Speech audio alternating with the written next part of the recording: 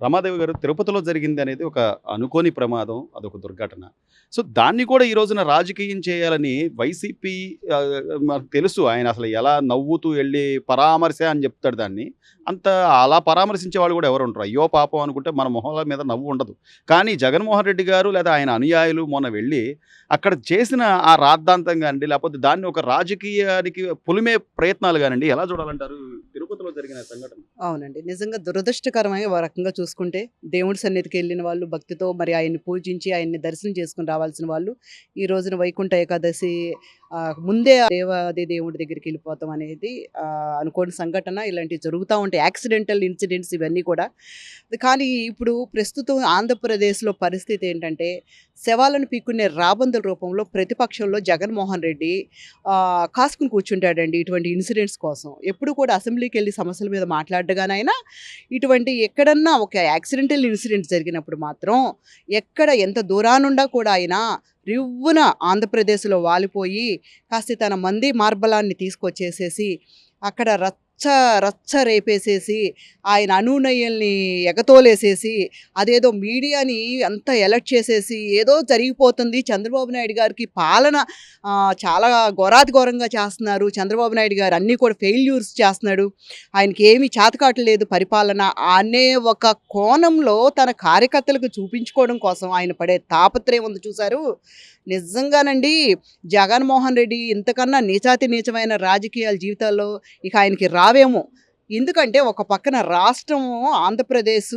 రాజధాని లేక అతలాకుతలమైపోయి ఈ రోజున అవన్నిటినీ కూడా చక్కబెట్టుకుంటూ చంద్రబాబు నాయుడు గారు ఒక పక్కన పరిపాలన చేసుకుంటూ ఒక పక్కన రాజధాని పనుల్లో తనుమునకలయ్యి ఆయన ఎంతో కష్టపడుతుంటే 70 ఏళ్ళ వయసులో ఈ రోజున ఆయన చూసి గర్వపడాలి ఆయన చూసి పోటీ పడాలి ఆయన చూసి ఒక ఇన్స్పిరేషన్గా తీసుకోవాలి జగన్మోహన్ రెడ్డి కానీ ఆయన ఆలోచనలు ఆయన సైకో బుద్ధికి తగ్గట్టే ఉంటాయి కాబట్టి ఇవాళ శవ రాజకీయాలు చేయడానికి బోలోమంట వచ్చి పరామర్శ చేయడానికి హాస్పిటల్లో ఉండాలని ఒక 200 మందిని తన సైన్యాన్ని తీసుకొచ్చండి సీఎం అనిపించుకుంటున్నాడండి ఎంతకన్నా సిగ్గుమాలిన చర్య ఏమన్నా ఉంటుందండి వాళ్ళ బ్యాచ్ ఏమో మరి అక్కడికి వెళ్ళి ఆ సిలోన్లు పీకేసేయడం ఆ హాస్పిటల్లో నానా రచ్చ చేసేయడం పక్కన పవన్ కళ్యాణ్ గారు వెళ్ళారు చంద్రబాబు నాయుడు గారు వెళ్ళారు ఎంత హుందాగా వెళ్ళారండి అక్కడ పేషెంట్స్కి డిస్టర్బ్ కాకుండా వాళ్ళు ఎక్కడ కూడా హెల్త్ వాళ్ళు ఇదే కాకుండా ఒక ఆ డిప్రెషన్లోంచి బయటకు వచ్చేలా ఓదార్చి వచ్చారు చంద్రబాబు నాయుడు గారు ఎంతో ధైర్యం చెప్పారు తగ్గిపోతుందమ్మా మేమందరం ఉండం మీ వెనకాల ఎంత చక్కగా చెప్పారండి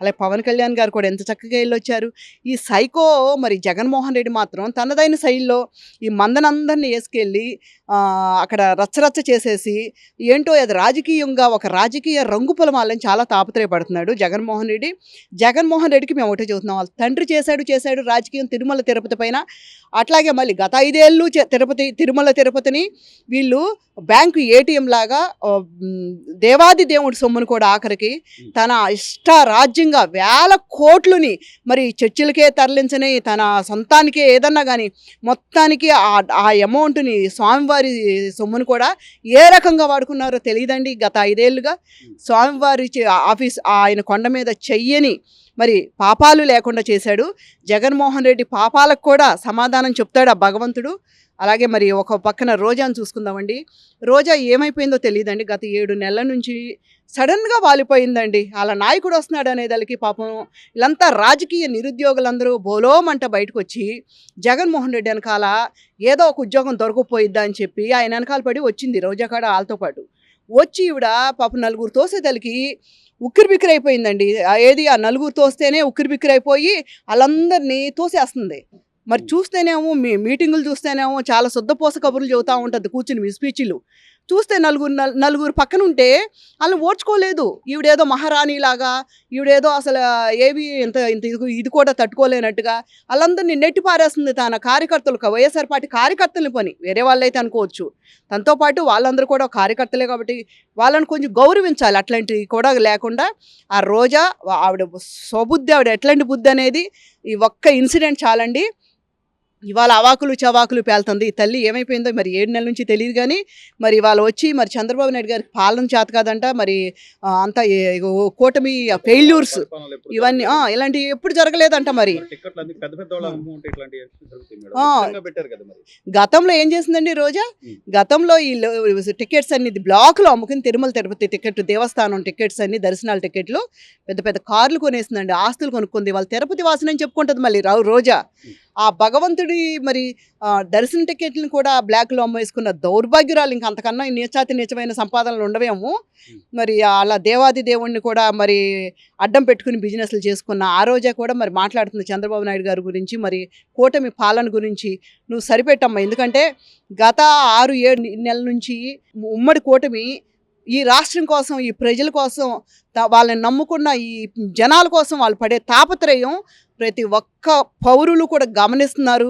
ఈ రాష్ట్రాన్ని ఎలా చంద్రబాబు నాయుడు గారు ముందుకు తీసుకెళ్తారో, మోడీ గారి సారథ్యంలో, మరి అలాగే జనసేనాని ఎలా మరి ఈ తాపత్రయపడుతున్నాడు. ఇవన్నీ కూడా ఓ పక్క నుంచి మరి పైకి తీసుకొచ్చేదానికి తన సహకారం అందిస్తూ చంద్రబాబు నాయుడు గారికి మద్దతుగా ఉన్నారు. చూస్తున్నాము.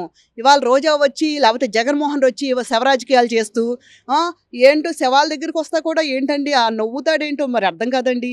ఇకిలిస్తాడండి. అది అది మరి అదేం ఆనందం. ఎంత ఆనందం విచిత్రం అంటే రమాదేవి గారు, ఇప్పుడు ప్రజలు కూడా మ్యాండేటరీగా నువ్వు ప్రతిపక్షం కూడా నీకు ఆ హోదా కూడా వద్దు అని చెప్పి 11 సీట్లు ఇచ్చినా కూడా వెనక నుండి సీఎం అని అనిపించుకుంటారు. అసలు ఇది అదొక సైకో ఆనందం అనమాట. ఆయన్ని సీఎం ఇది సీఎం బయటకు రాలేదంటారా ఆయన? బయటికి రాలేదు అంటే ఆయన ఏంటంటే ఇంకా ఆయన ఆలోచనలో ఏదో మ్యానిపులేషన్ జరిగింది. ఇంకా నాకే రావాలి సీఎం పదవి, రేపు వాళ్ళకైతే రేపైనా వచ్చిద్దని ఏదో పాపం ఒక ఊహల్లో, అంటే వాళ్ళ ఆత్మలతో వాళ్ళ నాన్నతో మాట్లాడుతూ ఉన్నట్టే తన ఊహల్లో ఏదో ఒక సైకలాజికల్ డిజార్డర్లో బాధపడుతున్నాడు జగన్మోహన్ రెడ్డి. అట్లాగే అనుకుంటా ఉంటాడు. ఇంకా నాకు 11 సీట్లు కాదు 111 వచ్చినాయి అని కూడా అనుకుంటా ఉంటాడు మనసులో. పాపం ఆయన ఇంకా సీఎం అనే ఊహలోనే ఉండాడు. దాన్ని ఎప్పుడు కూడా మళ్ళీ వీళ్ళు కూడా పక్కన ఈ సైకో బ్యాచ్ కూడా ఏం చేస్తారంటే నువ్వే సీఎం అని ఇంకొంచెం పెంచి పోషిస్తూ ఉంటారు. ఆయన బయటికి రానియరు. ఆ ఊహల్లోంచి బయటకు వస్తే మళ్ళీ, ఎందుకంటే వీళ్ళకి మళ్ళీ ఒక జాగా కావాలి కదా, సైకో లీడర్ కావాలి కదా, అందుకని ఆ జాగాలోంచి బయటికి రానియకుండా వీళ్ళు కాపాడటానికి వెనకాల తోస్తూ ఉంటారు సీఎం అని. రోజున అధికారులను సస్పెండ్ చేశారు. దానికి సంబంధించిన పూర్తి నివేదిక తెప్పించుకుంటున్నారు. దాని మీద చర్యలు తీసుకుంటామని చెప్తున్నారు. పరిహారం ఇచ్చారు. బాధితులు ఎవరైతే ఉన్నారో వాళ్ళకి పరిహారాలు, వాళ్ళ కుటుంబ సభ్యులకి ఉద్యోగాలు, ఇట్లా అన్ని కోణాల నుంచి ఆ జరిగిన ఏదైతే పొరపాటు జరిగిందో దాన్ని ఫుల్ఫిల్ చేయడానికి, లేకపోతే ఆ కుటుంబాలని ఓదార్పులో భాగంగా ఇవన్నీ చేస్తున్నా కూడా ఇంకా దీన్ని రాజకీయం చేసి రాజకీయ కుట్ర పులుగుదామంటే ప్రజలు విశ్వసిస్తారా? ప్రజలు నమ్ముతారు? నిజంగా ఈ రోజు చంద్రబాబు నాయుడు గారు దీనికి నిజంగా ఆయన నిరసన వ్యక్తం చేశారు. జరిగిన దాని మీద పశ్చాత్తాపడ్డారు. అట్లాగే ఎక్స్గ్రేషియా 25 లక్షలు ఇచ్చారు. అవుట్సోర్సింగ్ జాబ్ ఇస్తున్నారు ఆ కుటుంబాలకి. ఇవాళ అన్ని రకాలుగా చర్యలు తీసుకున్నారు. ఎవరైతే దీనికి మరి బాధ్యత వహించాలో అధికారులందరి మీద కూడా యాక్షన్ తీసుకున్నారు. మరి ఇటువంటి చర్యలు ముందు జరగకుండా ఉండటానికి ఏ విధంగా మరి పాలసీలు చేంజ్ చేయాలి, గత ప్రభుత్వాలు ఏ విధంగా మరి ఇటువంటి లోపభూయిష్టమైన పాలసీ చేసినాయో అవన్నీ కూడా ఇప్పుడు కంటిన్యూ అవుతున్నాయి. దానివల్ల ఇలాంటి సంఘటనలు జరుగుతున్నాయి. ఇప్పుడు మనం ఇందులో నుంచి ఏదైతే ఇక్కడ మరి లోపభూయిష్టంగా ఉండయో వీటిని ఈ వ్యవస్థని ఏవైతే మార్పులు చేర్పులు చేయాలో అవన్నీ కూడా చంద్రబాబు నాయుడు గారు తను ఒక మీటింగ్ పెట్టుకుని అవన్నీ కూడా సరి చేసుకుని మరి ఇటువంటి ఇబ్బందులు ఇంకా ఫ్యూచర్లో తలెత్తకుండా ఉండడానికి ఆయన అన్ని విధాలా మరి దీని మీద కసరత్తు చేస్తున్నారు. ఇలాంటి చర్యలు ఇంకా ఎప్పుడు ఉండవు. ఎందుకంటే జగన్మోహన్ రెడ్డి వచ్చి రాగానే కరోనాతో రాష్ట్రం ఎంత అతలాకుతలమైందండి, ఎంత ఇబ్బంది పడ్డారండి. ఒక పక్క తిరుమల తిరుపతి వరదలతో అసలుకి ఆ మెట్లు మార్గం మూసేసిన రోజులు ఎప్పుడన్నా ఉందండి మన చరిత్రలో చూసాం హిస్టరీ. అలాగే మరి ఆ అసలుకి తిరుమల తిరుపతి డోర్లు ఎప్పుడన్నా తలుపులు మోస్తుంది చూసామండి. మరి బ్రహ్మం గారు కూడా చెప్పారు అది జగన్మోహన్ రెడ్డి కాలు పెట్టిన మరి గత 5 ఏళ్లలో జరగలేదా?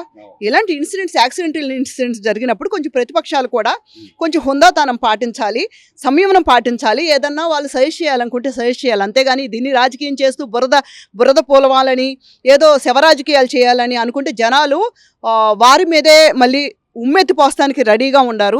ప్రజలు గమనిస్తున్నారు ప్రతి నిమిషం కూడా. అందుకే జగన్మోహన్ రెడ్డికి 11 సీట్లు ఇచ్చి పంపించారు. అక్కడికి నేను ప్రతిపక్ష హోదా కావాలని చెప్పి పాపం ఆయన ఇంకా తాపత్రయపడ్డారు. అది వేరే విషయం. సో ఇవన్నీ చూసుకుంటుంటే కూడా సరైన ప్రతిపక్ష పాత్ర పోషించడంలో జగన్మోహన్ రెడ్డికి ప్రతిపక్ష హోదా లేకపోయినా కూడా ఒక ప్రతిపక్ష హోదాగా మరి ఇంకెవరూ లేరు కాబట్టి మనం ఆయన అనుకున్నా కూడా దీంట్లో ఫెయిల్ అయిపోయాడు జగన్మోహన్ రెడ్డి. ఏ విధంగానూ తనకి ప్రతిపక్షంగా కూడా పనికిరానంత ఫెయిల్యూర్లో జగన్మోహన్ రెడ్డి ఉండాడు. ఇక ఆయన పాపం ఆయన కింద మరి ఉండాలి రాజకీయ నిరుద్యోగులందరూ మరి ఈయనకి ఎప్పుడు ఉద్యోగం వస్తుంది, వాళ్ళందరికీ ఎప్పుడు ఉద్యోగాలు వస్తాయని ఎదురు చూస్తా ఆయన్ని ఇలా మభ్య పెడుతున్నారు తప్ప ఇవాళ నిజంగా చెప్పాలి అంటే ఉమ్మడి కూటమి చాలా ఎక్సలెంట్గా పరిపాలిస్తుందండి. అన్ని రకాలుగా ప్రజలు చాలా సంతోషంగా ఉండారు. ఎటువంటి ఇబ్బంది వచ్చినా ఇమీడియట్లీ ఎమ్మెల్యేల దగ్గరికి వెళ్ళి చెప్పుకుంటే ఇమీడియట్లీ వాళ్ళు స్పందిస్తున్నారు. ఎటువంటి సమస్యలైనా వాళ్ళ సొంత డబ్బులు పెట్టి కూడా వాళ్ళు సొంత నిధులతోనే వాళ్ళు నిజంగా చేస్తున్నారు. సీఎం గారు కూడా ఎప్పటికప్పుడు అందుబాటులో ఉంటున్నారు. ఆ గ్రీవెన్స్ లో మీకు ఏ సమస్యలు ఉందో నాకు చెప్పండి అమ్మా అంటున్నారు. దాని మీద త్వరితగతిన ఎక్కడండి నిజంగా చూడండి, గత 5 ఏళ్ళుగా జగన్మోహన్ రెడ్డి జనాలకి చిక్కకుండా దొరకకుండా దొంగాడు దాక్కున్నట్టు దాక్కుని అసలు ఆ బార్కెట్లు కట్టుకునేవాడా, మొక్కలు కొట్టించేవాడు, ఎక్కడెక్కడ ఆకాశంలో తేలుకుంటూ వెళ్ళిపోయేవాడు, ఎక్కడ ఎవరికి తెలియదు. ఇవాళ చూడండి చంద్రబాబు నాయుడు గారు ఎలా పాలన చేస్తున్నారండి. ఎవరు కావాలన్న అందుబాటులో ఆయన గ్రీవెన్స్ సెల్ ఆఫీస్కి వెళ్ళి ఏ పేపర్ మొక్క పట్టుకుంటే ఆయనే ఎక్కడుంటే ఎత్తుక్కొచ్చి చక్కగా ఆయనే వచ్చి ఆ పేపర్ తీసుకుని ఆ ప్రాబ్లం సాల్వ్ అయ్యే విధంగా ఆయన ఎంత చక్కగా పరిపాలిస్తున్నారండి. నిజంగా అది డెమోక్రసీ బ్యూటీ అంటే అదే అండి.